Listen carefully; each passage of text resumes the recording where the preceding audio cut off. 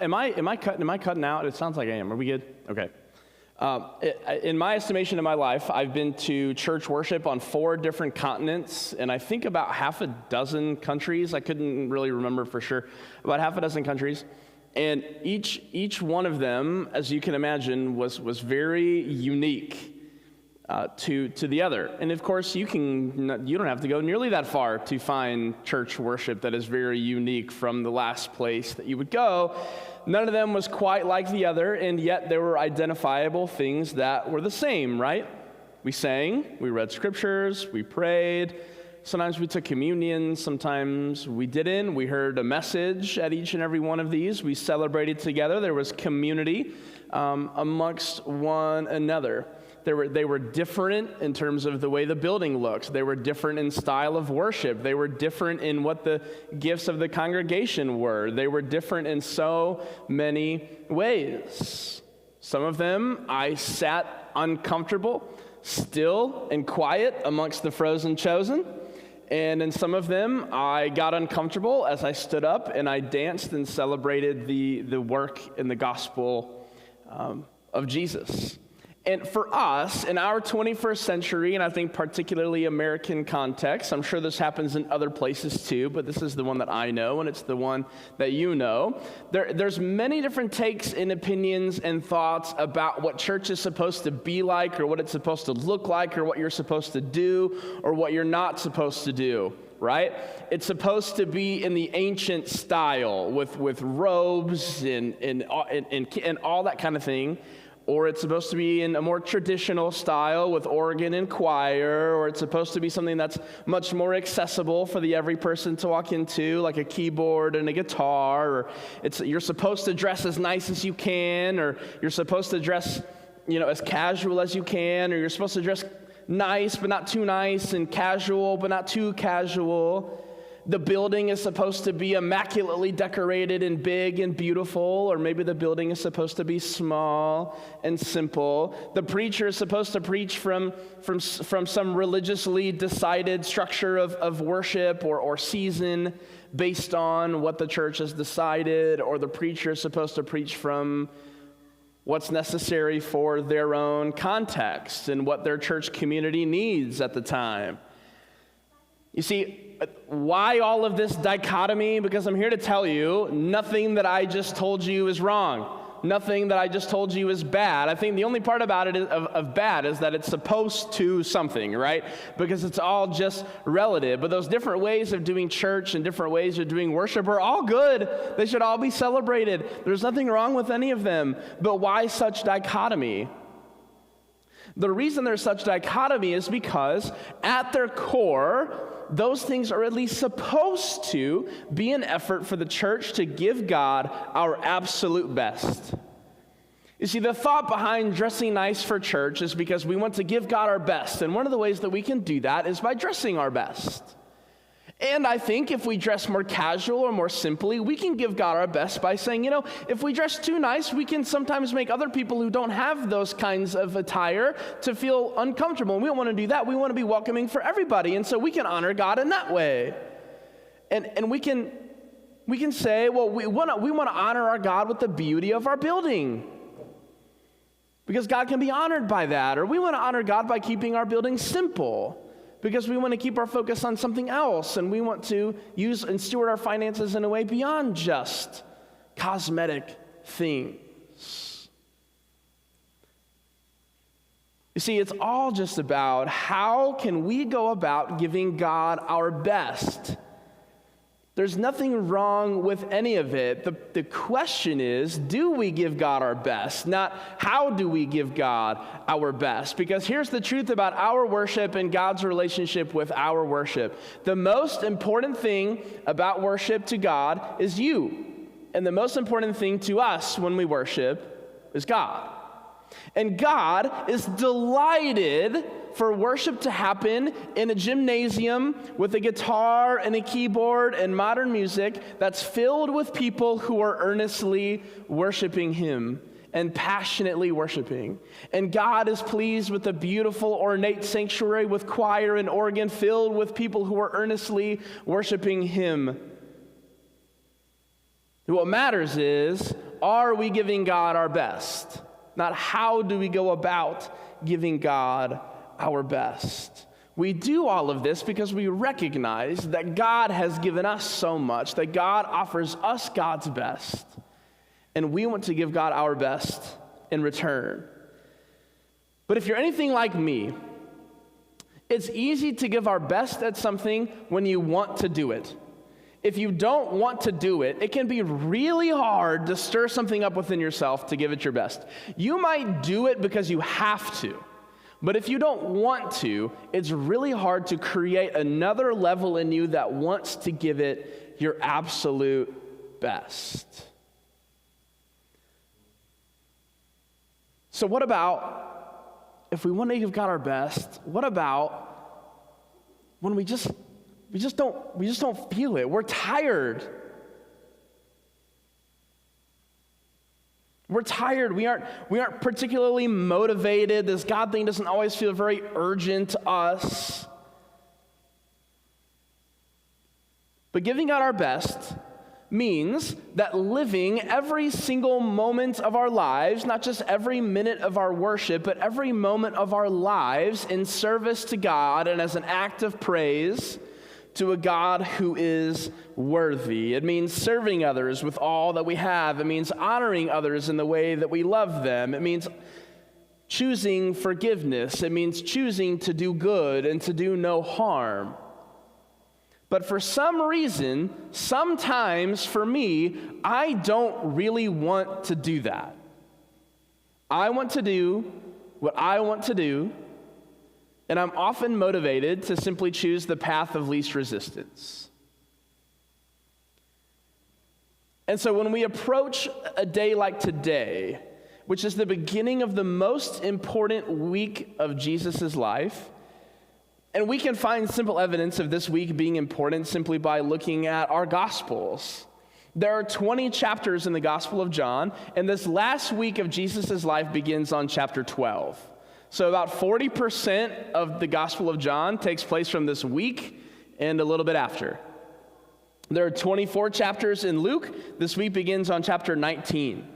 About 10% of Matthew's Gospel is devoted to just this one week, and 3 of Mark's 16 chapters are about just this single week of time.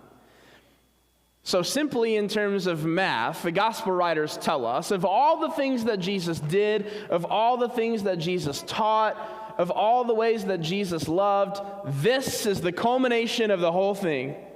If you get nothing else, get this week. This is the most important week of Jesus' life, and this is why we put so much emphasis on this in the way we practice our faith. That we have palm branches and parades and extra things we don't do every Sunday, and then we have another additional service in the middle of the week that we don't always have, and then Easter Sunday comes with all the frills that it comes with, and egg hunts and all the things.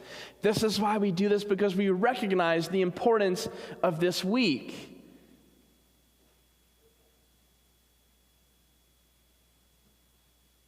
It's the most important week of Jesus' life.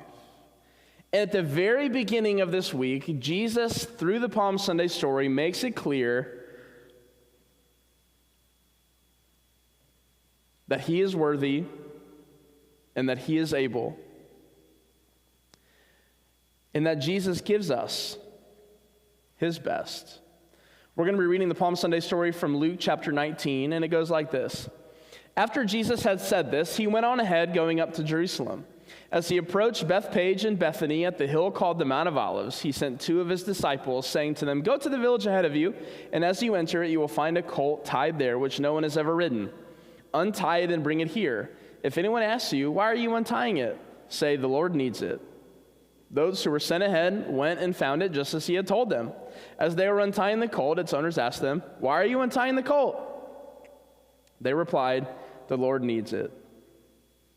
They brought it to Jesus, threw their cloaks on the colt, and put Jesus on it. As he went along, people spread their cloaks on the road. When he came near the place where the road goes down the Mount of Olives, the whole crowd of disciples began joyfully to praise God in loud voices for all the miracles they had seen. "Blessed is the King who comes in the name of the Lord. Peace in heaven and glory in the highest." Some of the Pharisees in the crowd said to Jesus, "Teacher, rebuke your disciples." Why do they need to be rebuked? Because they don't like the quotation that's being offered here and what they're declaring about Jesus.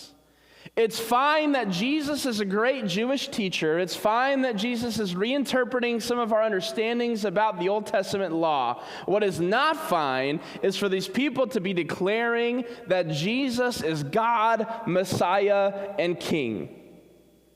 So you need to rebuke your disciples. And how does Jesus respond to that? He says, "I tell you, if they keep quiet, the stones will cry out." Now, if you're a Palm Sunday veteran, you probably have heard stories and examples about all of the symbolism happening in this story that I don't have to go into all of the details about why a donkey and why palm branches and why it happened, when it happened, and where it happened, and all the people in cloaks and all the things. The quotation of Psalm 118 from the people, all of this symbolism points to the fact that Jesus is declaring he is exactly who he says he is. He is exactly who these disciples are saying that he is. And if we weren't sure about that, he confirms it to the Pharisees when they say, "Make it stop." And he says, "It doesn't matter if they stop, it's still not going to stop. Because I'm exactly who you fear that I am." So much so that even the rocks shout the praise and glory of the Lord.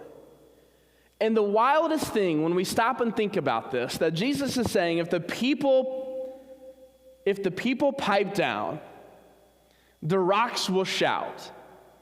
Jesus has not come close to doing his greatest work yet. The peak of his glory of ministry on earth has yet to happen, and yet the praises are coming even from the stones.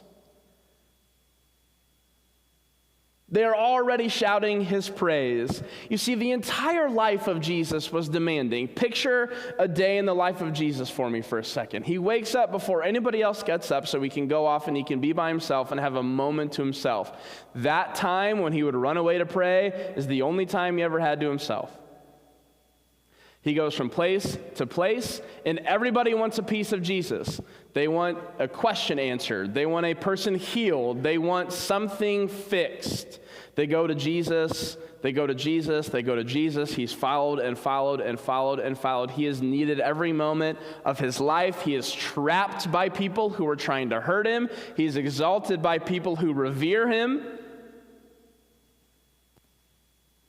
And yet Jesus rides into Jerusalem on this day knowing exactly what lies ahead of him, and that all of the demands of his life up until this point pale in comparison to the demands of this week. So this week, in which Jesus offers his absolute best for you and for me, because his absolute best is needed. A week where he's ridiculed, he is wrongly arrested, he is beaten and brutally killed, and through it all, Jesus declares that all of this is what love looks like. It just looks like sacrifice. It just looks like servanthood. It just looks like humility, no matter how that plays out for us. Jesus has given us everything because Jesus is King of everything. And because Jesus has given us everything and is King of everything, Jesus is worthy of everything. He is worthy of our absolute best in return. And I know I don't always offer God my best. And if I don't offer God my best, I certainly don't offer my neighbor my best. Because we can recognize that God is worthy of our best because God is King and Savior and ruler of all and is worthy of it all. God is worthy of it all, and I still can't commit to giving God my best all of the time. My neighbor, who is not worthy of any of this, certainly does not receive my best, and yet the example of Jesus is that our neighbor, who is not worthy of all of this, receives it anyway, because that's what love does.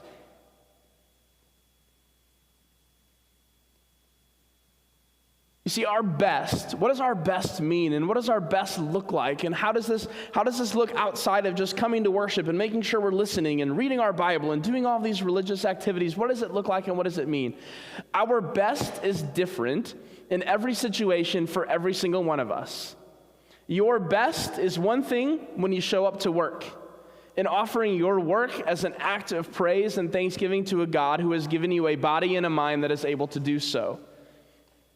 Your best is different when you show up at home and it is time to do whatever it is that you do at home. Your best is different when you are out on a date with your spouse. Your best is different when it's time to show up for your kids. Your best is different when you go to school to offer it as an act of worship to God. It takes switching our focus and our mindset to have our eyes and our minds fixed on Jesus throughout every minute and every moment of our lives. It sounds exhausting, doesn't it? It sounds like, well, there's a very good reason why I don't always give God my best, or I don't always give others my best, and the reason is because I don't have the capacity. I get tired, I get distracted, something gets in my way, I can't help it. What am I supposed to do? Here's the good news from the story of Palm Sunday. Your best is not up to you. If we take a look at the rocks from this story that Jesus says will cry out if the people are silent,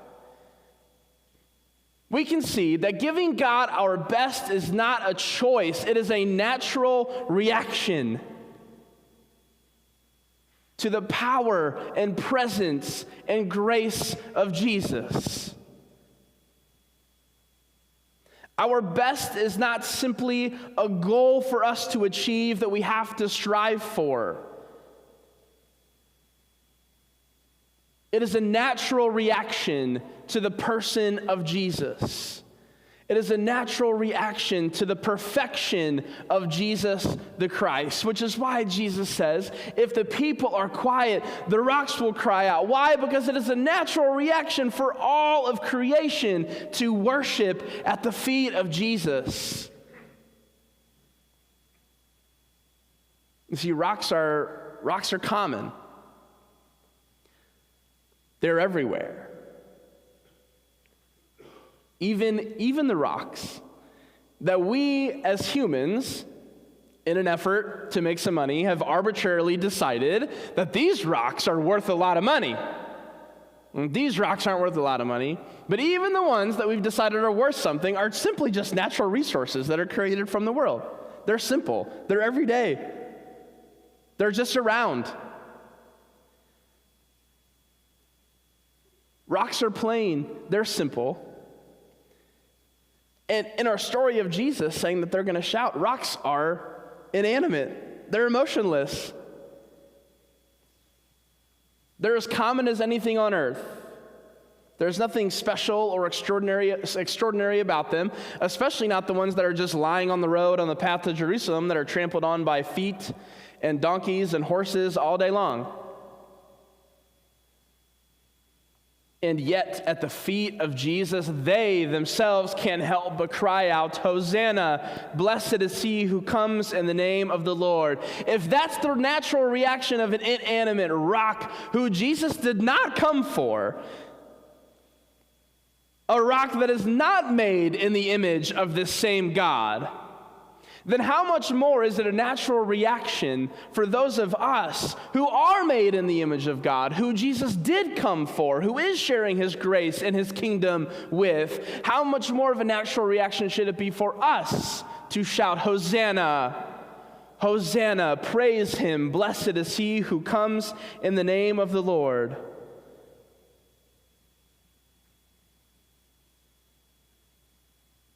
All of our praises, all of our goodness, all that we have to offer must stem from Jesus. If it stems from our own effort, we are going to run out of gas. But if it stems from the perfection and the goodness and the grace of Jesus, it will never end because those things never end. And I think this is why we love stained glass too. You might have forgotten about that. I'm going to get to it. I think this is why we love stained glass. Because what could just be a clear pane, especially in a window form,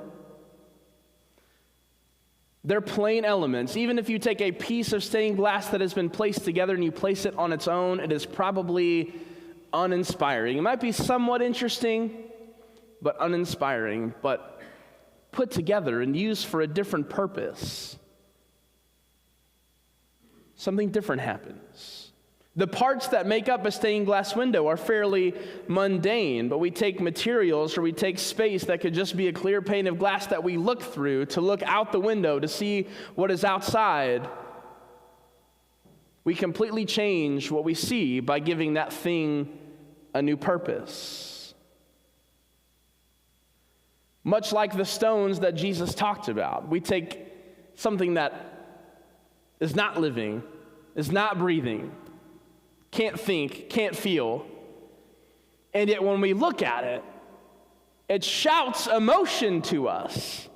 Something speaks to us. We take ordinary things, these plain materials, and it becomes a work of art that speaks to us, that shouts for joy at the work of Jesus.